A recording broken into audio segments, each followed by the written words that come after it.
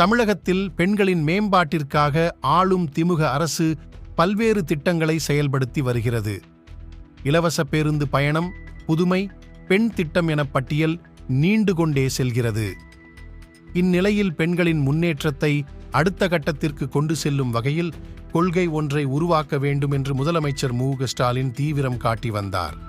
இந்த கொள்கையின் முதன்மையான நோக்கம் என்பது சமூக நீதி, சமத்துவம் மற்றும் பெண்களுக்கு அதிகாரம் அளித்தல், பாலின உணர்திறன் கொண்ட கல்வி முறையை நிறுவுதல் மற்றும் பெண் குழந்தைகளின் இடைநிற்றல் விகிதத்தை குறைத்தல், வளரிளம் பெண்கள் மற்றும் மகளிரின் ஆரோக்கியம் மற்றும் ஊட்டச்சத்து நிலையை மேம்படுத்துதல், வேலைவாய்ப்புகளில் மகளிரின் பங்களிப்பை அதிகரித்தல், அனைத்து அமைப்பு சார்ந்த மற்றும் அமைப்பு சாராத பணிகளில் உள்ள பெண் பணியாளர்களுக்கு பாதுகாப்பான மற்றும் அவர்களுக்கு உகந்த பணியிடங்களை உறுதி செய்தல், பெண்கள் நிர்வகிக்கும் சிறு தொழில்கள் மற்றும் அவர்கள் மேற்கொள்ளும் புதிய தொழில் முயற்சிகளுக்கு ஆதரவளித்தல், பெண்கள் அதிக ஊதியம் பெறும் வேலைவாய்ப்புகளை பெறுவதற்கு டிஜிட்டல் கல்வியறிவை ஊக்குவித்து டிஜிட்டல் பாலின இடைவெளியை குறைத்தல், தொழில்துறையில் பயிற்சி மற்றும் திறன் மேம்பாட்டை வழங்குவதன் மூலம் மகளிரிடையே நிலவும் திறன் இடைவெளியை குறைத்தல், நிறுவனக் கடன் வசதிகளை அணுகுதல்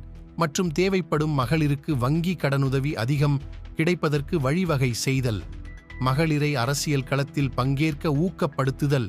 இவை அடுத்த 10 ஆண்டுகளுக்கு அமலில் இருக்கும்.